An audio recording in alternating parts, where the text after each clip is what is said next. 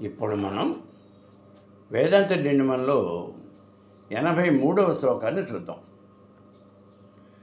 పరమే బ్రహ్మణి స్వస్మిన్ ప్రవిలాప్య అఖిలం జగతు గాయన్ అద్వైతమాత్మానం అస్తే వేదాంత డిండిమః అంటూ ఉన్నది.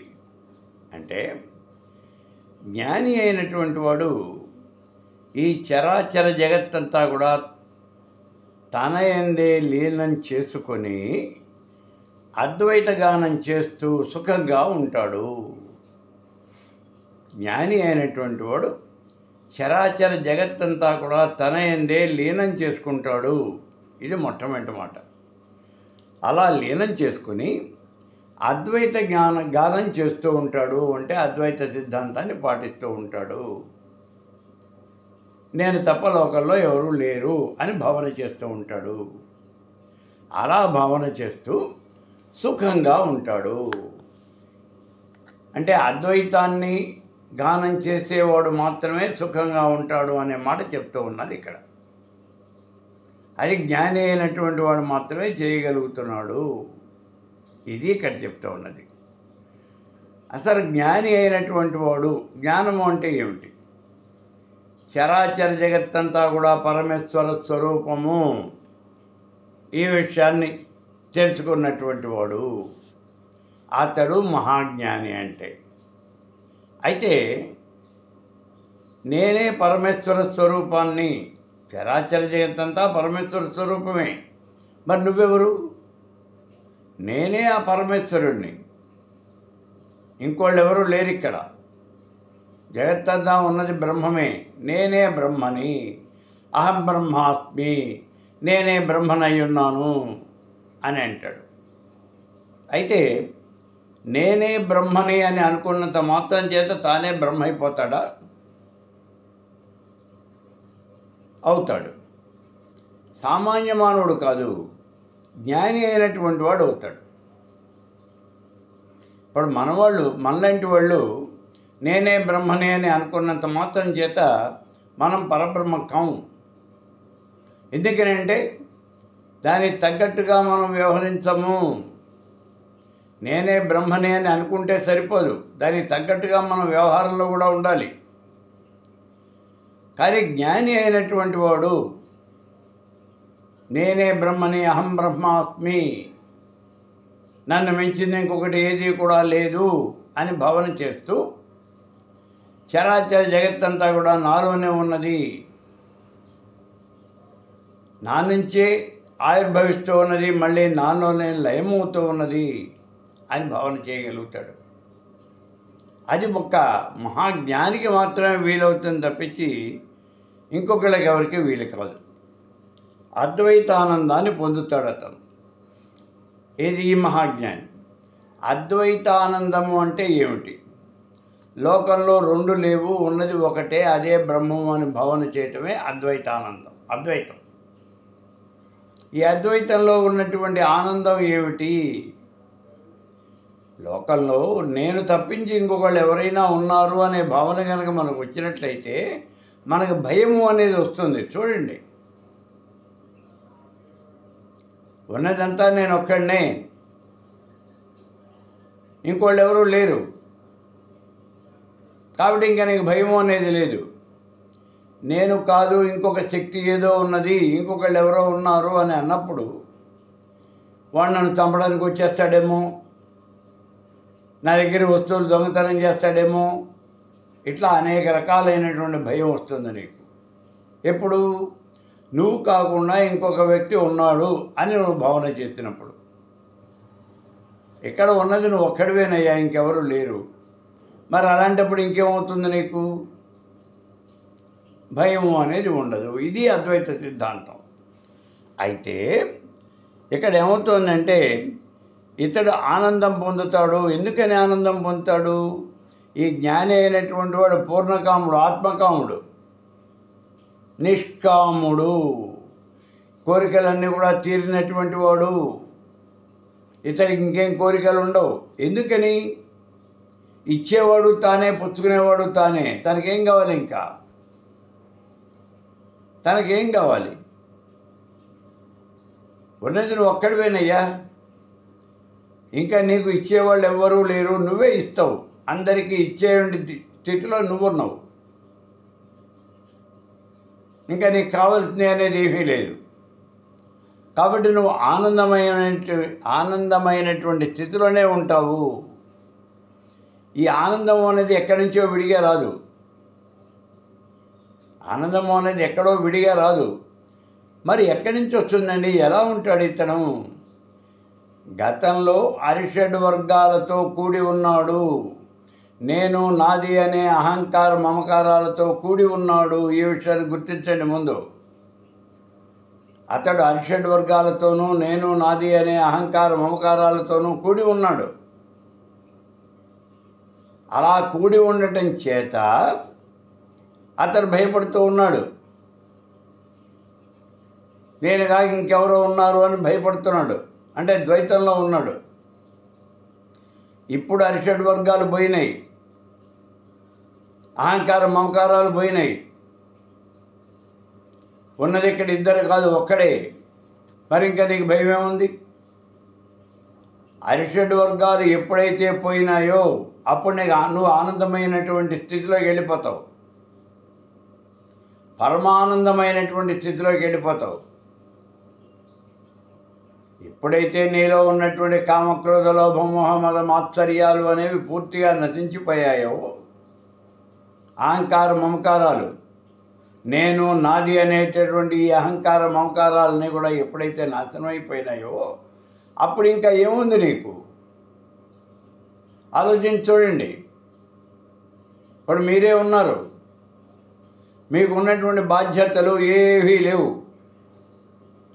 పిల్లకి పెళ్లి చేస్తారా, పిల్ల హాయిగా ఉంది. ఆ పిల్ల కూడా పిల్ల పాపలతో సుఖంగా ఉంది. కొడుక్కి మంచి ఉద్యోగం వచ్చింది, పెళ్లి చేసేస్తారు, వాళ్ళు చాలా సుఖంగా ఉన్నారు. మీరు ఆరోగ్యంతో ఆనందంగా ఉన్నారు. సుఖ సంతోషాలతో భోగభాగ్యాలతో హాయిగా జీవిస్తూ ఉన్నారు. ఇప్పుడు మీకు సుఖంగా ఇంకేముంది చెప్పండి? అలాంటిదే ఈ ఆనందం కూడా. అలాంటిదే ఈ ఆనందం. అయితే మరి ఈ సుఖమే ఆనందమా? కాదు. సుఖము అనేది రెండు రకాలుగా ఉంటుంది. ఒకటేమో క్షణికము, రెండోదేమో శాశ్వతము అయినటువంటి సుఖము. క్షణికమైనటువంటి సుఖము అంటే లౌకిక విషయాలతో పొందే సుఖాన్ని క్షణికమైనటువంటి సుఖము అని అంటారు. ఏదో ఫలానా వస్తువు తింటే నాకు చాలా ఆనందంగా ఉన్నది, ఒక లడ్డు తింటే నాకు ఆనందంగా ఉందంటే చాలా బాగుంది, మంచి రుచిగా ఉంది, ఆనందంగా ఉంది అన్నావు. ఇది క్షణికమైనటువంటి సుఖం. ఈ సుఖం ఎంతసేపు ఉంటుంది? ఆ పదార్థాన్ని నువ్వు తింటూ ఉన్నంత వరకే ఉంటుంది, నువ్వు అనుభవిస్తున్నంత వరకే ఉంటుంది. అనుభవించడం అయిపోయిన తర్వాత దానివల్ల అనేకమైనటువంటి కష్టాలు, నష్టాలు, ఇబ్బందులన్నీ వస్తాయి నీకు. నువ్వు ఎప్పుడైతే ఈ పదార్థాన్ని తినటం, దాన్ని అనుభవించడం అనేది అయిపోయిందో అప్పుడు ఈ సుఖము అనేది పోతుంది. క్షణికమైనటువంటి సుఖము అనేది పోతుంది. పోయి దానివల్ల అనేకమైనటువంటి ఇబ్బందులు వస్తాయి. నాకు ఇది బాగున్నది అన్నావు, బాగా తినేసావు, అది లోపలికి వెళ్ళి అజీర్ణం అయింది, అంటే జీర్ణం కాల, దాంతో కడుపు నొప్పి వచ్చింది. దానివల్ల ఇంకా అనేకమైనటువంటి ఇబ్బందులు వస్తాయి నీకు. ఆ ఆనందం అనేది కేవలము దాన్ని అనుభవిస్తున్నంత వరకే ఉంటుంది, అదే క్షణికమైన ఆనందం. కానీ శాశ్వతమైనటువంటి ఆనందము అలా కాదు. శాశ్వతమైనటువంటి ఆనందం ఇప్పుడు ఈ అరిషడ్ వర్గాలు, అహంకార మమకారాలు అన్నింటినీ వదిలిపెట్టేస్తే మనం పొందేటటువంటి సుఖము ఏదైతే ఉన్నదో దాన్నే మనం ఇక్కడ శాశ్వతమైనటువంటి సుఖము అని అంటూ ఉన్నాము. ఆ శాశ్వతమైనటువంటి సుఖమే బ్రహ్మానందము, బ్రహ్మ పొందేటటువంటి ఆనందము. అంత గొప్పగా ఉంటుంది ఈ ఆనందం. ఉంటుంది అనే చెప్తోంది తైత్తరీయోపనిషత్తు. లోకంలో సంపద అంతా కూడా యువకుడు, సదాచార సంపన్నుడు, వేదాంగ విధుడు, బలమైనటువంటి వాడు, ఆరోగ్యమైనటువంటి వాడు, ధనవంతుడు, అతడు అనుభవించడం కోసమే ఉన్నది. లోకంలో సంపద ఎందుకున్నది? చదువుకున్నటువంటి వాడు, పండితుడు, అనుభవించాలి అనే కోరిక ఉన్నటువంటి వాడు, ఆరోగ్యం ఉన్నటువంటి వాడు, అంటే అనుభవించగలిగిన స్థితి ఉన్నటువంటి వాడు, అటువంటి మానవుడు అనుభవించడం కోసమే ఉన్నది ఈ సంపద అంతా కూడా. అటువంటి మానవుడు పొందే ఆనందాన్ని మానుషానందము అని అంటారు. అటువంటి మానుషానందానికి 100 రెట్లు ఉంటుంది మానవ గంధర్వానందము. గంధర్వులు 2 రకాలు ఉన్నారు. ఒకటి మానవ గంధర్వులు, రెండోదేమో నిజ గంధర్వులు. మానవ గంధర్వులు అంటే మానవులుగా పుట్టి గంధర్వత్వాన్ని పొందినటువంటి వాళ్ళు, వాళ్ళే మానవ గంధర్వులు. వాళ్ళు మానవ గంధర్వులు. నిజ గంధర్వులు పుట్టుకతోనే గంధర్వులుగా జన్మించినటువంటి వాళ్ళు. ఇప్పుడు ఇటువంటి ఈ మానవుడు పొందే ఆనందానికి 100 రెట్లు ఉంటుంది మానవ గంధర్వానందం. ఆ మానవ గంధర్వానందానికి 100 రెట్లు ఉంటుంది నిజ గంధర్వానందము. నిజ గంధర్వానందానికి 100 రెట్లు ఉంటుంది చిరలోక పితరానందము. ఆ చిరలోక పితరానందానికి 100 రెట్లు ఉంటుంది అజానజ దేవానందము. దానికి 100 రెట్లు ఉంటుంది కర్మదేవానందము. కర్మదేవానందము అంటే కర్మదేవతలు కర్మ చేసి అందువల్ల దైవత్వాన్ని పొందినటువంటి వాళ్ళు. ఎవరండి అలా పొందిన వాళ్ళు? నహుషుడు లాంటి వాళ్ళు. పూర్వకాలంలో ఒకసారి దేవేంద్రుడికి బ్రహ్మహత్యా పాతకం చుట్టుకుంది. అప్పుడు ఆ బ్రహ్మహత్యా పాతకం వదిలేదాకా ఇంకెవరినైనా దేవేంద్రుడిగా కూర్చోబెట్టాలి అనుకున్నారు. ఆ సమయంలో ఇక్ష్వాకు వంశానికి చెందినటువంటి వాడు నహుషుడు. 100 అశ్వమేధ యాగాలు చేసాడు భూలోకంలో.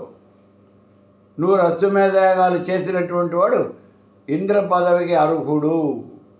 అందుకని దేవత వచ్చి ఇతన్ని తీసుకెళ్ళి ఇంద్రుడిగా కూర్చోబెట్టారు. ఇలాంటి వాళ్ళు వీళ్ళందరూ కూడా కర్మదేవతలు అంటారు. కర్మ చేయటం వల్ల దైవత్వాన్ని పొందినటువంటి వాళ్ళు. ఆ కర్మదేవానందానికి 100 రెట్లు ఉంటుంది నిజదేవానందము.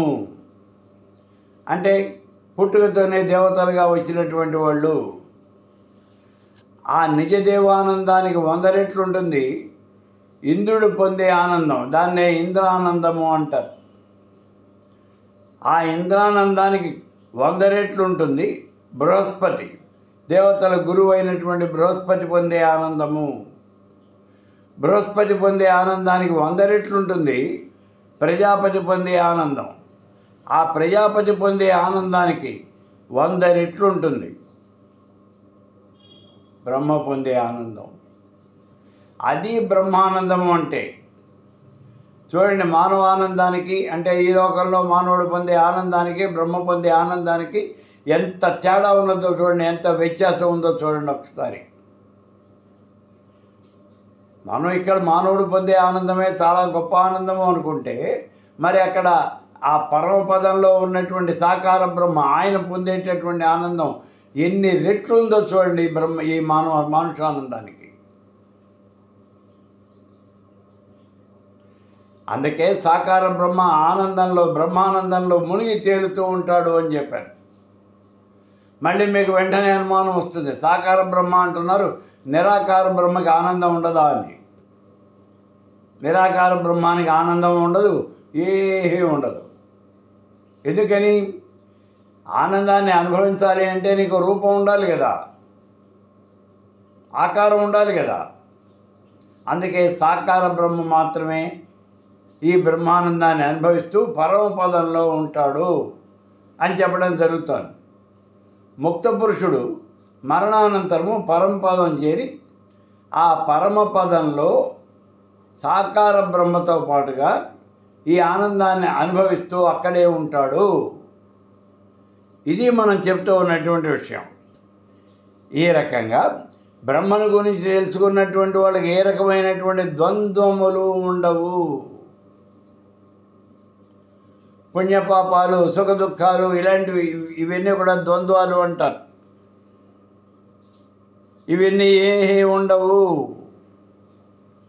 ఆ బ్రహ్మాన్ని మనం తెలుసుకోవాలి అంటే ఇంద్రియాలతో తెలుసుకోవటం అనేది సాధ్యం కానటువంటి విషయము. అది ఇంద్రియాతీతమైనటువంటిది, లోకాతీతమైనటువంటిది, గుణాతీతమైనటువంటిది, సర్వాతీతమైనటువంటిది. అందుకే అమ్మవారిని లలితా శాస్త్రంలో చెప్తారు చూడండి, లోకాతీత, గుణాతీత, సర్వాతీత, సమాత్మిక. అన్నింటికీ అతీతమైనటువంటిది ఆ పరమేశ్వర స్వరూపం. అటువంటి ఆ పరమేశ్వర స్వరూపం పొందేటటువంటి ఆనందాన్నే బ్రహ్మానందము అని అన్నారు. అయితే ఈ విషయాన్ని మళ్ళీ మనకి తైత్తిరీయోపనిషత్తు అక్కడ చెప్పారు. శిక్షావల్లి, భృగువల్లి, ఆనందవల్లి అని 3 భాగాలుగా ఉంటుంది ఆ ఉపనిషత్తు. అందులో ఆనందవల్లిలో చెప్తారు ఆనందం అంటే ఎలా ఉంటుందో అక్కడ వివరిస్తాడు. ఆనందో బ్రహ్మేతి విజానాతు ఆనందాధ్యయన కలిమాని జాతాని కలిమాని భూతాని జాయంతే ఏన జాతాని జీవంతి. అంటే ఈ విషయం తైత్తిరీయ ఉపనిషత్తులో ఉన్నటువంటి ఆనందవల్లి అక్కడ చెప్తూ ఉన్నది. ఈ ఆనందమే పరబ్రహ్మ స్వరూపము. ఆనందో బ్రహ్మేతి విజానాతు, ఆనందమే పరబ్రహ్మ స్వరూపము అని తెలుసుకోవయ్యా. వరుణ మహర్షి తన కుమారుడైనటువంటి భృగు మహర్షికి ఈ బ్రహ్మ విద్యను వివరిస్తూ ఉన్నాడు. అక్కడ చెప్తాడు, ఓ భృగువా, ఆనందో బ్రహ్మేతి విజానాతు, ఆనందమే పరబ్రహ్మ స్వరూపము అని నువ్వు తెలుసుకోవాల్సింది. ఆనందాధ్యయన కలిమాని భూతాని జాయంతే ఏన జాతాని జీవంతి. ఆనందంతోనే ఇవన్నీ కూడా లోకంలో ఉన్నటువంటివన్నీ కూడా జన్మిస్తూ ఉన్నాయి, తిరిగి మళ్ళీ అందులోనే ఈ ఆనందంలోనే లయమవుతూ ఉన్నాయి అనే విషయాన్ని ఇక్కడ చెప్పడం. అంటే ఇక్కడ ఆనందము అంటే ఏమిటి? అదే పరబ్రహ్మ స్వరూపం. ఆనందమే పరబ్రహ్మ స్వరూపము అనేది. ఆనందమే పరబ్రహ్మ స్వరూపము. ఇటువంటి బ్రహ్మానందం పొందాలి అంటే లోకంలో కర్మలేవి చేయకూడదు. ఈ కర్మలు మనం చేసేవంటివి 3 రకాలైనటువంటి కర్మలు ఉన్నాయి ఇక్కడ. సంచితము, ఆగామి, ప్రారబ్ధము అని 3 రకాలుగా ఉంటుంది ఈ కర్మ. సంచిత కర్మ ఇప్పటి వరకు మనం చేసినటువంటి కర్మ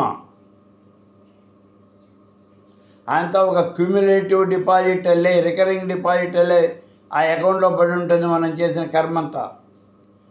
దానిలో కొంత భాగాన్ని ఈ జన్మలో మనం అనుభవిస్తూ ఉంటాం. అది సంచిత కర్మ. ఆగామి కర్మ, ఈ జన్మలో మనం చేసేదాన్ని ఆగామి అంటాం. ప్రారబ్ధ కర్మ, ఈ జన్మలో మనం అనుభవించే కర్మని ప్రారబ్ధము అని అంటాం. మానవుడు ఏ పని చేసినప్పటికీ కూడా, ఏ కర్మ చేసినప్పటికీ కూడా దానివల్ల ఫలితం వస్తుంది. ఏదైనా చేయి నువ్వు, ఫలితం వస్తుందంతే. అది పుణ్యమా పాపమా నువ్వు చేసే కర్మను బట్టి ఉంటుంది. మంచి కర్మ చేస్తే పుణ్యం వస్తుంది, చెడు కర్మ చేస్తే పాపం వస్తుంది. ఈ రకంగా పుణ్యపాపాలు అనేవి వస్తాయి, ఏ కర్మ చేసినా వస్తాయి. ఇప్పుడు మానవుడు తన యొక్క జ్ఞానం వల్ల సంచిత కర్మ అనేది నాశనం అయిపోతుంది. ముందు సంచిత కర్మ అంటే అమ్ముల పొదిలో ఉన్నటువంటి అమ్ములు లాంటివి, అవి నాశనం అయిపోతాయి. ముందు సంచిత కర్మ పోతుంది. ఆగామి చేయడు, జ్ఞాని అయినటువంటి వాడు ఈ జన్మలో కర్మ చేయడు, కాబట్టి ఆగామి కర్మ ఉండదు.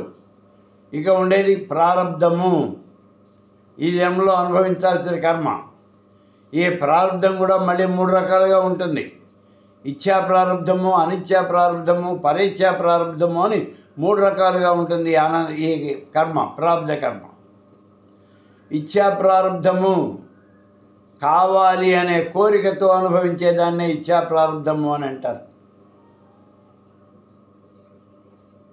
మనం కోరికతో, ఆనందంతో అనుభవించే కర్మ ఇదంతా కూడా.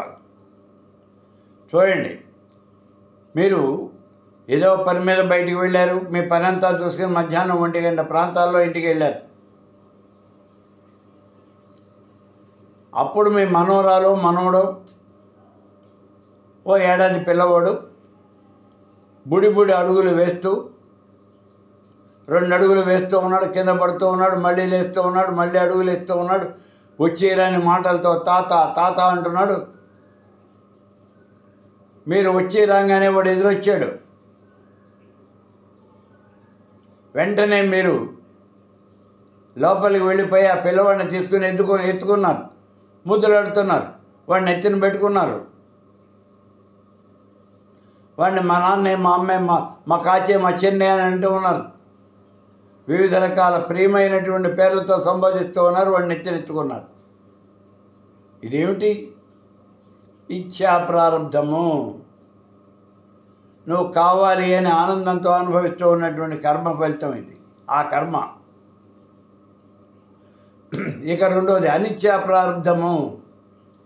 నీ ఇష్టం లేకుండానే బలవంతంగా నువ్వు అనుభవించాల్సింది అనిత్యా ప్రారంధము.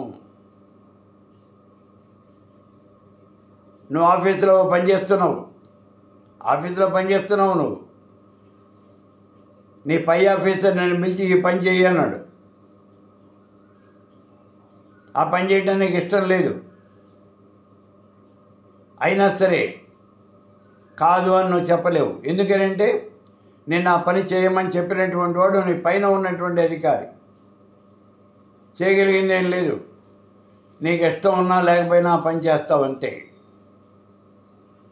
దీన్నే అనిత్యా ప్రారంధము అంటారు. మీకు అందరికీ తెలిసే ఉదాహరణగా ఒకటి చెప్పాలి అంటే, ఎద్దు బండి కడతాం, ఆ బండిని లాగుతుంది ఎద్దు. ఇక్కడ ఒక్క విషయం ఆలోచించండి. ఎద్దుకి బండి లాగాలి అనే ఏమన్నా సరదా ఉంటుందా? నేను బండి లాగాలి అని అనుకుంటూ సరదా పడి బండి దగ్గరికి వస్తుందా? రాదు. దానికి కూడా పని చేయాలని ఉండదు, బండి లాగాలని ఉండదు. హాయిగా తిని పడుకోవాలనే ఉంటుంది. కానీ బండి లాగకపోతే, బరువులు లాగకపోతే రైతు ఊరుకోడు. చరణాకోలు పెట్టి బాస్తాడు. నీకు గడ్డి పెట్టడు, నీళ్లు పోయడు. ఎలాంటి ఇబ్బందులన్నా వస్తాయి. అందుకని అనిత్యా ప్రారంధము. నీకు ఇష్టం ఉన్నా లేకపోయినా నోరు మూసుకొని మనం పనిచేయాలి. ఇది అనిత్యా ప్రారంధం. ఇక మూడోది పరేచ్ఛా ప్రారంధము. ఇతరుల కోసం మనం ఈ పని చేయటము. పరేచ్ఛా ప్రారంధము అంటే ఇతరుల యొక్క ఇచ్ఛ, కోరిక, వాళ్ళ కోరికను తీర్చడం కోసం మనం అనుభవించేది. వాళ్ళ కోరికలు తీర్చడం కోసం మనం అనుభవించేది. అంటే భార్య, పిల్లలు వీళ్ళని సంతోషంగా ఉంచాలి, ఆనందంగా ఉంచాలి అంటే ధనార్జన చేయాలి. అందుకనే డబ్బులు సంపాదిస్తాడు. అడ్డమైన దారిలో తొక్కి డబ్బులు సంపాదిస్తాడు. ఈ సంపాదన అంతా ఎవరి కోసం? భార్య, పిల్లల కోసమే కదా. చూడండి, వాళ్ళ ముఖంలో ఆనందం చూడటం కోసం, భార్య పిల్లలు ఆనందంగా ఉండడం కోసం తాను చేసేవండి తప్పులు, తాను అనుభవించే కర్మ. రేపు పొద్దున ఏసీబీ వాళ్ళు పట్టుకున్నారు.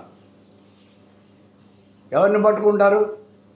ఇతన్నే పట్టుకుంటారు. అంతేగాని ఇతని యొక్క భార్య పిల్లల్ని ఏం పట్టుకోరు. ఇతన్నే పట్టుకుంటారు. మరి అప్పుడు అవమానం పొందేది ఎవరు? వాళ్ళు జైల్లో పెడితే జైల్లో ఉండేది ఎవరు? నువ్వే. కాబట్టి ఈ రకంగా ఇతరుల కోసం తాను అనుభవించేవంటి ప్రారంధం అనేది ఉన్నదే, వాళ్ళని ఆనందంగా ఉంచడం కోసము, అదే పరేచ్ఛా ప్రారంధము అని అంటారు. కాబట్టి ఇక్కడ ఈ ఇచ్ఛా ప్రారంధము, అనిచ్ఛా ప్రారంధము, పరేచ్ఛా ప్రారంధము ఏ రకమైనటువంటి కర్మ అయినా సరే, ఏ రకంగా అయినా సరే ఇది ప్రారంధ కర్మని నువ్వు అనుభవిస్తావు అంటాడు. కాబట్టి కర్మ చేయకుండా ఉండటమే ఉత్తమము. ఒకవేళ చేసినా దాన్ని పరమేశ్వరార్పణంగానే కర్మ చేయాలి అని చెప్తుంది ఇక్కడ సిద్ధాంతం మనకి. అటువంటి వాడే ఈ మోక్షం పొందగలుగుతాడు. మోక్షం పొందడం అంటే బ్రహ్మవిద్ బ్రహ్మవే భవతి. బ్రహ్మను గురించి తెలుసుకున్నటువంటి వాడు బ్రహ్మాన్ని పొందుతాడు. అదే మోక్షము, అదే సాయుధ్యము, అదే కైవల్యము. ఇలా చెప్పడం జరుగుతూ ఉన్నది. ఛాందోగ్యోపనిషత్తులో నారదుడు ఆయన సనత్ కుమారుడి దగ్గరికి వెళ్తాడు ఒకసారి. ఏమిటయ్యా నారదా ఇలా వచ్చావు, ఏమిటి కారణం, ఏం కావాలి నీకు, అంతా బాగున్నారు అన్నాడు. నారదుడు సామాన్యుడు కాదు, దేవర్షి. నారదుడు రాగానే సనత్ కుమారుడు ఎదురెళ్ళి ఆయన్ని స్వాగతించాడు. ఉన్నతమైన ఉచితమైన ఆసనం ఇచ్చాడు, కూర్చోబెట్టాడు.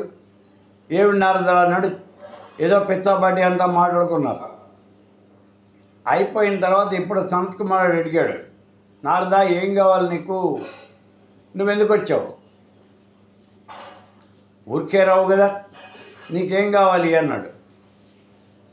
మహాత్మా నాకు మనశ్శాంతి లేకుండా ఉన్నదయ్యా, అందుకని మనశ్శాంతి కావాలి, అందుకే వచ్చాను అన్నాడు నారదుడు. మనశ్శాంతి కావాలి అంటే బాగానే ఉంది, నువ్వు మనశ్శాంతి కోసం ఏం చదువుకున్నావు అన్నాడు.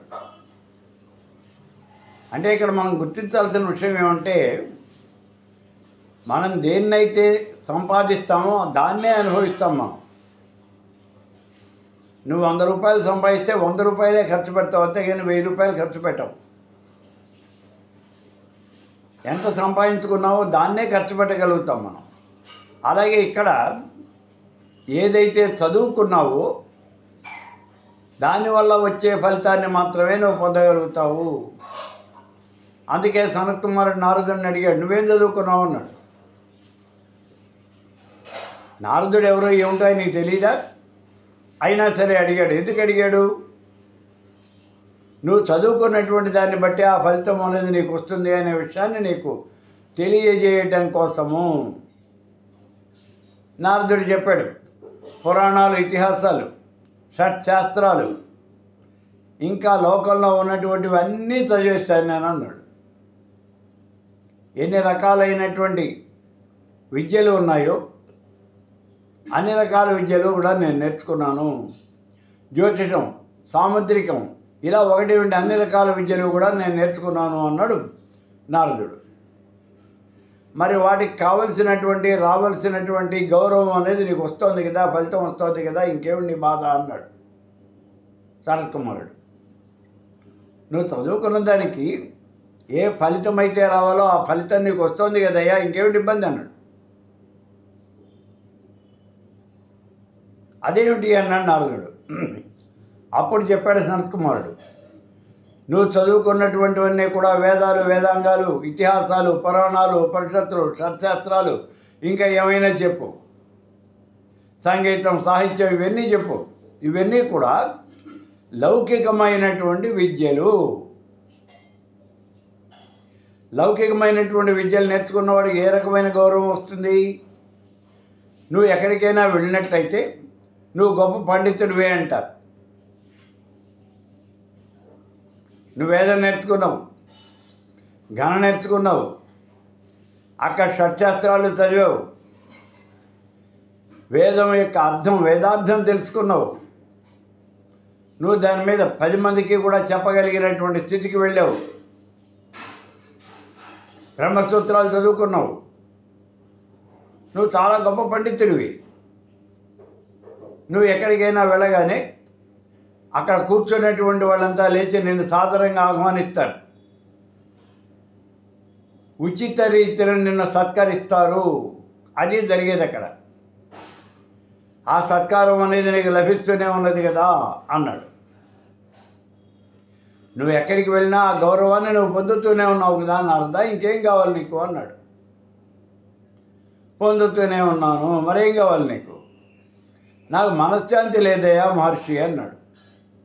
మనశ్శాంతి కోసం నువ్వేం చదువుకున్నావు అని అడిగాడు మళ్ళీ. అప్పుడు నారదుడు మొహం తెల్లబోయింది, నోరు తెరిచిపెట్టాడు. మనశ్శాంతి కోసం ఏమన్నా చదువుకోవాలా అన్నాడు. చదువుకోవాలి కదా, మనశ్శాంతి కావాలి అంటే దానికి సంబంధించిన విద్య చదువుకోవాలయ్యా అన్నాడు. ఏమిటా విద్య?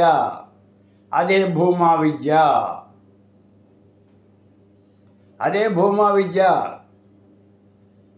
భూమము అంటే బ్రహ్మము. ఆ బ్రహ్మానికి సంబంధించిన విద్యనే భూమా విద్య అంటారు. మరి ఆ భూమా విద్య, బ్రహ్మ విద్య ఎంతవరకు చదువుకున్నావు అన్నాడు. నాకు తెలియదు అన్నాడు నారదుడు. అప్పుడు కూర్చోబెట్టి నారదుడికి ఆ బ్రహ్మ విద్యను ఉపదేశం చేసి పంపిస్తాడు సనత్కుమారుడు. కాబట్టి ఇక్కడ జ్ఞాని అయినటువంటి వాడు అహం బ్రహ్మాస్మి, నేనే పరబ్రహ్మ స్వరూపాన్ని అని తెలుసుకుంటాడు. అతడికి ఇంకా ఏ రకమైనటువంటి బాధలు కూడా ఉండవు, ఏ రకమైనటువంటి ఇబ్బందులు ఉండవు, ఏ రకమైనటువంటి కోరికలు ఉండదు. జగత్తులో ఉన్నదంతా ఒక్కటే, అది నేను. అందుకే జ్ఞాని అయినటువంటి వాడు జగత్తునంతా తనైందే లీనం చేసుకుంటాడు. అద్వైత స్థితిలో అహం బ్రహ్మాస్మి అని భావన చేస్తూ ఉంటాడు అని చెప్తూ ఉన్నది ఇక్కడ ఈ వేదాంత డిండిమంలో 83వ శ్లోకం.